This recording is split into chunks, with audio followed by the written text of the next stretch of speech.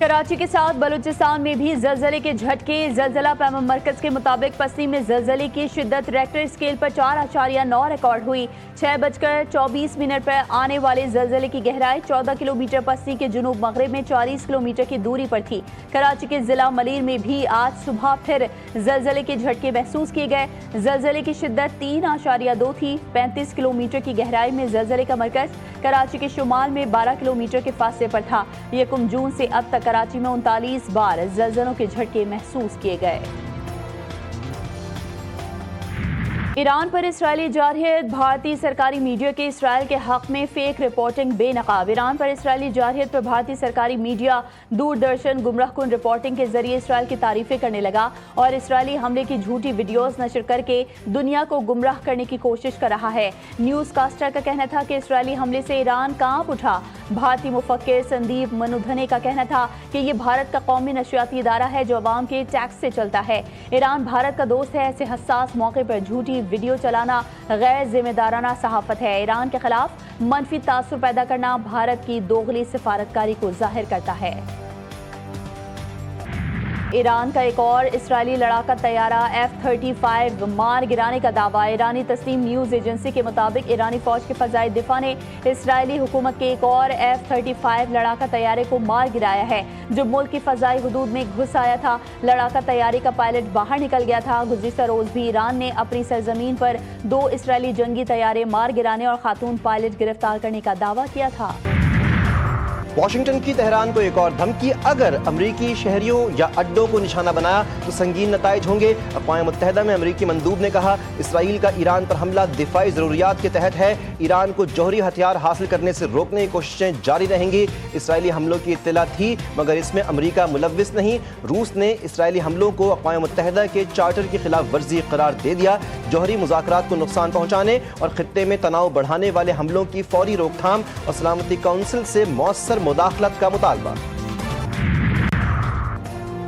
ایران کی سرخ لکیر کو چھیڑا تو نیست و نابود کر دیں گے۔ پاسداران انقلاب کا انتباہ، کہا ایران کی سیکیورٹی ریڈ لائن ہے، کسی بھی حملے کا فیصلہ کن جواب دیں گے۔ 150 اسرائیلی اہداف کو بیلسٹک میزائلوں اور ڈرون سے تباہ کر دیا، فیصلہ کن جواب کی شروعات کر دی۔ ایرانی فضائیہ نے مقبوضہ علاقوں میں بیلسٹک میزائلز اور ڈرون سے حملہ کیا۔ یہ وہی تنصیبات ہیں جہاں سے ایران اور فلسطین پر بمباری کی جاتی ہے۔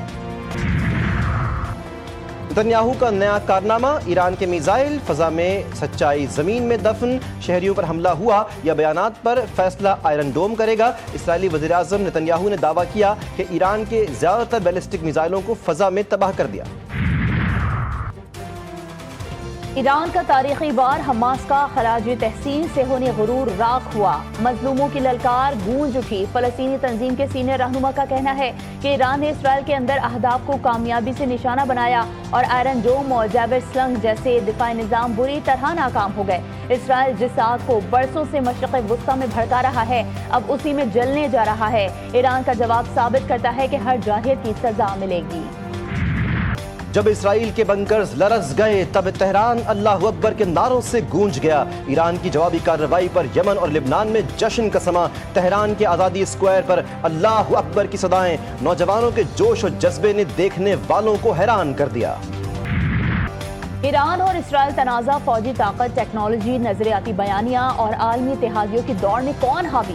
دفاعی بجٹ، جدید ہتھیاروں، بیلسٹک میزائلز اور سائبر وار فیسلٹیز کے حیران کن اعداد و شمار سامنے آ گئے۔ اسرائیل کا دفاعی بجٹ 27.5 بلین ڈالر، ایران صرف 10.3 بلین پر محدود۔ ایران کی 6,10,000 فوجی بمقابلہ اسرائیل کے صرف 1,70,000۔ اسرائیل کے پاس F-35 طیارے، آئرن ڈوم اور سائبر وار فیسلٹیز ہیں۔ ٹرمپ کی دوگلی پالیسی، مذاکرات کے خواہش مند، اسرائیلی جارحیت کی حمایت، ایران کو صفحہ ہستی سے مٹانے کی دھمکی، واشنگٹن کی جارحانہ پالیسی، خطے میں تباہی کا پیغام، امریکی صدر کا سعودی ولی عہد محمد بن سلمان سے رابطہ، مشرق وسطیٰ میں استحکام، ایران پر اسرائیلی حملوں اور سفارتی حل کی ضرورت پر گفتگو، ٹرمپ کی برطانوی وزیراعظم سے بھی بات چیت، کیئر سٹارمر کا ایرانی ایٹمی پروگرام پر تشویش کا اظہار۔ چین کا بھی اسرائیلی دہشت گردی پر تشویش کا اظہار، اسرائیل کی ایرانی خود مختاری کے خلاف ورزی اور جوہری تنصیبات پر حملے کی شدید مذمت، مشرق وسطیٰ میں تنازعات کی توسیع کی سخت مخالفت۔ اقوام متحدہ میں سفیر फोकोंग कहते हैं कि तशवीशनाक बात यह है कि इसराइल ईरान के जौहरी तंसीबात पर हमले कर रहा है। बीजिंग मशरिक़ वुस्ता में तनाज़ात की तोसी की मुखालफत करता है। वज़ीर आला सिंध अपोजिशन के एहतजाज से नाला। मुराद अली शाह ने कहा कि तकरीर के दौरान शोर शराबा हुआ, बजट के मौके पर सबको मुत्तहिद होना चाहिए, अवाम को रिलीफ फराहम करने के लिए हर मुमकिन इक़दामात किए। वफाक से मुंतकली पूरी नहीं आई, वफाकी हुकूमत से रब्ता किया लेकिन वो कहते रहे हम ठीक जा रहे हैं। वज़ीर आला सिंध की इसराइली दहशतगर्दी की शदीद अल्फाज में मज़म्मत।